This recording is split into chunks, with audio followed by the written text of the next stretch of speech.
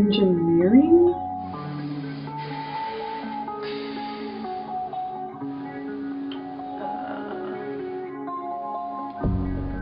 What? Engineers really help to improve the quality of life for individuals living within our community. Without engineering, I wouldn't have a place to live. Without engineering, I wouldn't be able to fly home to visit my family. Engineering is a tool for creation and improvement. Without engineering, we wouldn't be able to develop industries in a more sustainable way.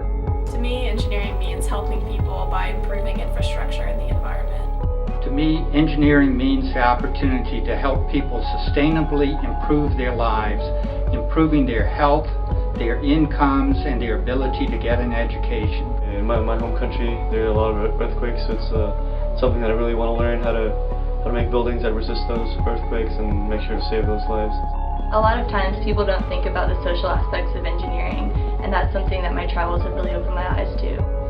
Engineering allows me to tackle some of the most difficult questions faced by the world today, which excites me to potentially discover solutions.